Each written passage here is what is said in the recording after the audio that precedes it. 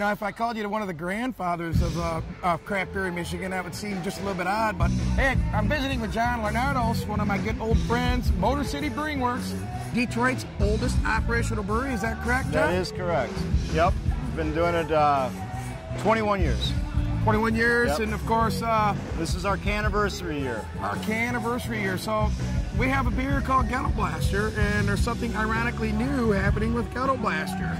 Right, and that's where the canniversary comes in. We're putting it in a can. How about that? So, yeah, so we're going to be doing a big kickoff next Saturday, August 1st at the New Center Amphitheater, New Center Park, and have a lot of bands playing. And Ghetto Blaster is a great beer. It's a mild beer, yep. But it's also a cross-promotional vehicle with the Detroit creative community.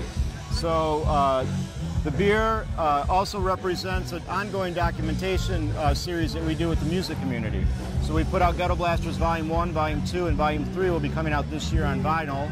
And basically we're just documenting bands each year. We record them, and then every few years we consolidate the recordings and put them out on compilation discs. Nice. And you know, everybody's cheering for Detroit. Detroit is this and Detroit's that. We know it well. You're down there every day. You live there. Obviously you've been there your whole life, for whatever part of your life you've been there. Tell us a little. Detroit is having a renaissance. Is that an understatement?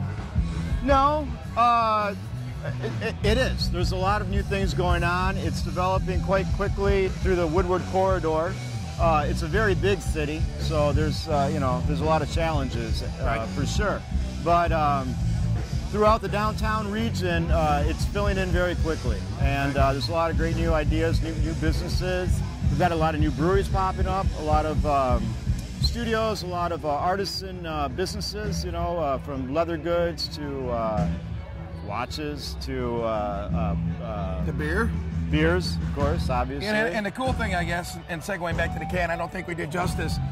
So Ghetto's been around for years, and canniversary can, cool. Why do you think can's a good, perfect vessel for craft beer? Well, it's perfect for Ghetto Blaster because Ghetto Blaster is actually it's a Detroit style mild, but it's patterned after an English style mild, so it's a light beer.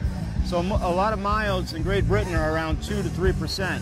Ghetto Blaster is a little higher, it's 3.8%, but it's way lower than a lot of these take your head off craft beers. So the can is a great vehicle because there's far less oxygen pickup in the packaging, and there's also no susceptibility to UV light. So it gives us for a light beer, it gives us a more stable shelf life. It's hard to make light session beers. It's a lot easier to make, a super hopped up IPA, and that's what IPAs are about, right? Well, balance, I think, is a word that, when I drink Ghetto, it's always balanced. Yeah, it's a session beer, and it's designed to do just that, be a refreshing, thirst quenching beer. Which, by the way, he put it in a 15-pack, so you get basically... You get a lot of thirst quenching. Correct. 3 extra beers is the way I like to think of a 15-pack on a 12-pack. And so we're going to be looking for this in retail stores here all over southeastern Michigan, all over Michigan in a couple weeks, right? Please. Hope so. Yeah. No, look for it. Look for Ghetto Blaster in cans. Ask for it where you buy craft beer. Coming soon.